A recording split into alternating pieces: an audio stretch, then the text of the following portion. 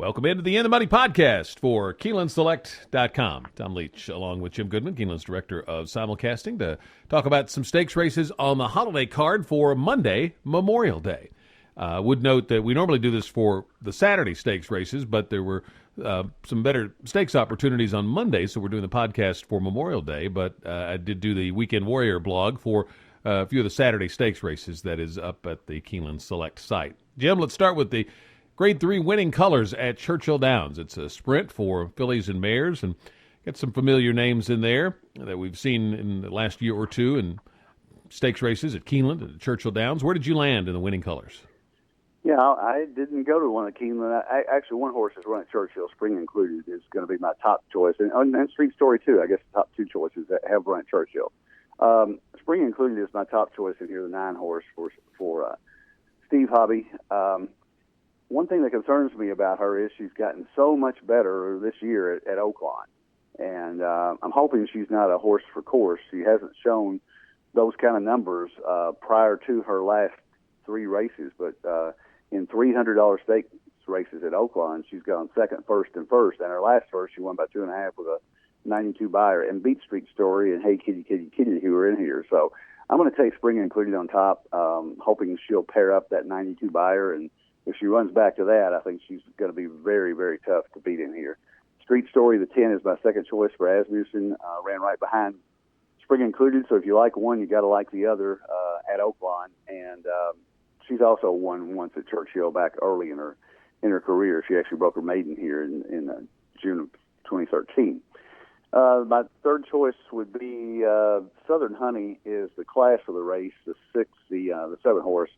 Coming out of the Breeders' Cup Filly and Mare Sprint, has been off since then, so I'm thinking she'll probably need one, but she's graded stakes placed and actually won the Grade 3 winning colors here last year. So she is the defending champion, but she's come into this race with a layoff. Last year she had run 4 times going into this race, so I'm not sure that she's going to be ready for her best today, but I will take Spring Included and Street Story, keeping them on top with Southern Honey in the third spot, and maybe a bunch of horses, including Hey Kitty, Kitty, Kitty in the Sellouts trifecta. I am going to take Southern Honey and wager that Rusty Arnold will have her ready to fire off the bench. I like the fact that she is 2 for 3 at Churchill, so he's bringing her back at a track that she really likes, and the class edge is what pushed me in her direction. Got to use Spring Included with her. Street Story as well, and I'm also going to key Southern Honey and Exactas with Enchanting Lisa and Milam. And Southern Honey, because of the layoff, could, if she didn't win, maybe she gets second, and you get maybe a decent price because of the layoff. I don't know. We'll see how that plays out. But number 7, Southern Honey for me in the winning colors. Next, we'll go to Lone Star. Their Memorial Day feature is the Grade 3 Lone Star Park Handicap, and I couldn't get past my top 2 choices in here, both coming out of the Oaklawn races. I ended up going to Carve, 5 for 7 at the mile and a 16th distance, or 7 wins that this horse has, and 5 of those have come at a mile and a 16th. I think his figs are just a little better than the other horse I like, Tapiture. Not a lot, but a little. So I'm going to take Carve and then just do a Carve Tapiture Exacta box in the Lone Star Park Handicap. How about you? Yeah, I like the same 2 horses you do in the same order. Carve ran a little bit better in Oaklawn Handicap, but didn't think Tapiture showed up that day for whatever reason. I mean, he didn't really have an excuse except he was on the inside and maybe just didn't like the inside part of the track that day. He was bet down to 3-1, and Carve was 8-1, which I couldn't believe that day because I actually liked Carve better that day as well. Tapiture may not be where he was last year, but if he gets back to his form for the Breeders' Cup Dirt Mile, he can win this. But Carve would be my top choice, and the only other horse here that I think has a shot is the hometown horse. Of course, those horses, Tapiture and Carve, have neither set foot on Lone Star. Texas Air is the horse that has 3 wins at Lone Star in 4 seconds from 10 starts, and has put back-to-back 93 buyer at Oaklawn, which tells me that he's not just a Lone Star horse, and a 94 buyer his last race at Lone Star in the Texas Mile. So if you like a hometown boy against the 2 invaders, I think Texas Air you might get 6-1, 7-1 on it. But I think the other 3 can't win it. But I think Texas Air might have a shot. But Carve would be my choice on top. might take a little savor with Texas Air on top of those two. Go to Santa Anita. They have 2 graded stakes on the Memorial Day card. The third race is the Grade 3 Los Angeles at 6 furlongs for 3-year-olds and up.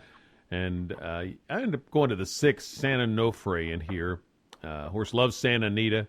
And I like that Mike Smith, after not riding last time, is back in the saddle. And it's only the 8th lifetime start for this horse, so there still may be some more upside left than maybe there are for the others. Started to go to Distinctive Passion coming back from Dubai, but that made me a little leery. So I ended up going to the 6 instead. But I would use the 6 in Exactas with the 5 Distinctive Passion, the 4 Wild Dude, and the 1 5 Palms. This is, for a small field, a tough spot. What did you see in the Los Angeles?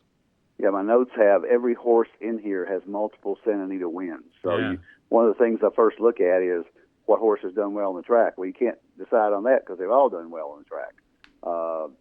5 Palms is 2 for 2 here, and then you look at Distinctive Passion is 4 for 7. Santa Onofre is 3 for 6. So I went with Wild Dude. Wild Dude has 3 wins here.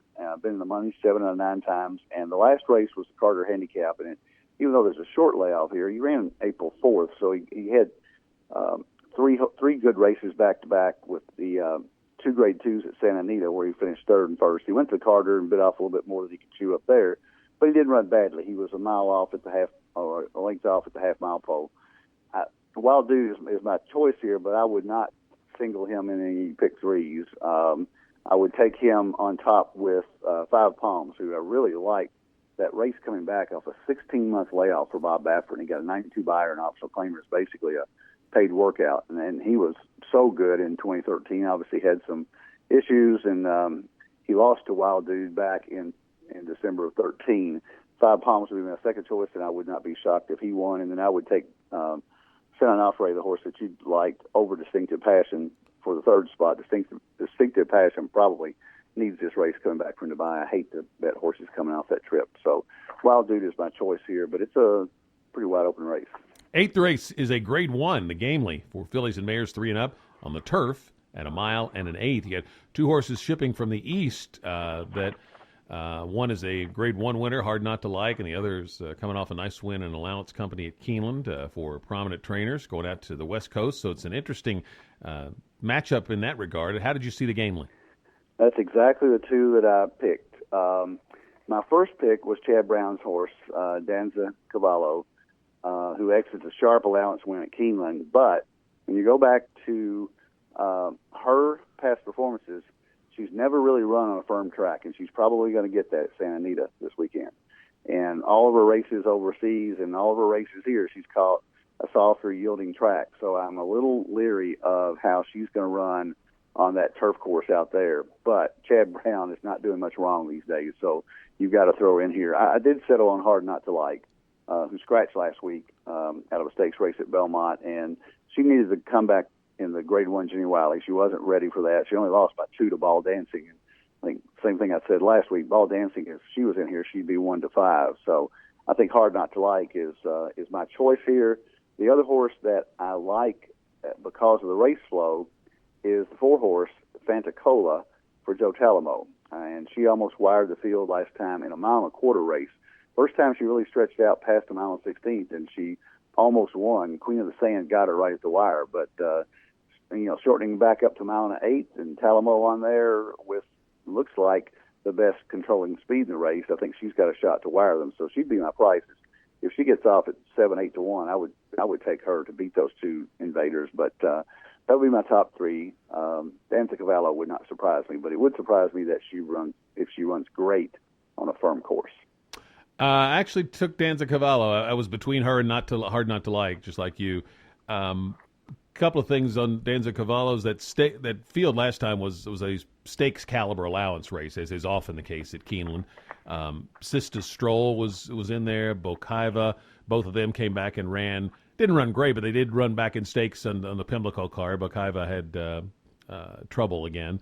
And there was a horse that ran second to Danza Cavallo named Lennar Moon, if that's how you pronounce that, for Roger Adfield, who is running in the Nassau on Saturday as we tape this. So that might be one you want to check and see how that horse runs in the Nassau, and might even make you have a stronger opinion or lesser of an opinion of Danza Cavallo. fact that Chad Brown's shipping all the way across the country and that Ortiz is coming as well kind of clinched it for me. Hard Not to Like is picking up a local jock while Danza Cavallo, Chad Brown's bringing his own jock. So I'm going to take the 8 user with the 9, Hard Not to Like, the 10, Queen of the Sand, you mentioned, and then the 6, Generoside, coming up from South America. It's a little intriguing that I'll throw in there as well. But Danza Cavallo is going to be the key for me in the Grade 1 Gamely. One other race to look at, that's up at Golden Gate in Northern California at the Grade 3 All-American on the Memorial Day card. I ended up taking GG Ryder for Hollendorfer, one of 2 he has in here. It's horses 5 for 9 on the synthetic at Golden Gate. Most of these have run well on the synthetic, but I like the fact that this horse has been improving in its recent starts and maybe is finding his best lifetime form right now. And I'm going to take GG Ryder, the 4, use him with the 5, Living the Life, and the 8, Summer Hit, the other Hollendorfer. What about you? Well, I would not pretend to be an expert on Golden Gate. Seems like all these tournaments I play in, they wind up getting decided on Golden Gate, and I'm not that familiar with the horses. But what I do like about this race is that I like GG Ryder, the 4. I like Outside Nashville, the 3 for Hollendorfer, who's been very consistent. But what I really like is Living the Life, because if you look at Living the Life's history, she has won at Presque Isle, Del Mar, and Golden Gate. And that is 3 completely different synthetic surfaces, and those are by far the best 3 races she's ever run. And she won on the synthetic at Lingfield in Great Britain, which is a poly. So she runs on synthetic. I don't care where it's at. And she's got history at Golden Gate.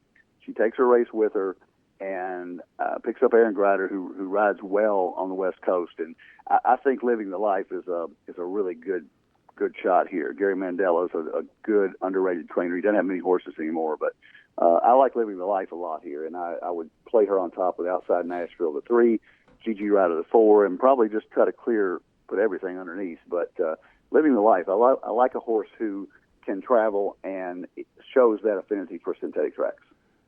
We'll be back next weekend for our regular Saturday podcast, talking about the stakes races around the country. And remember to keep your Keeneland Select accounts funded for the holiday weekend to take advantage of some of these opportunities we're talking about or others that you may find. For Jim Goodman, I'm Tom Leach, and it's the In the Money podcast for KeenelandSelect.com.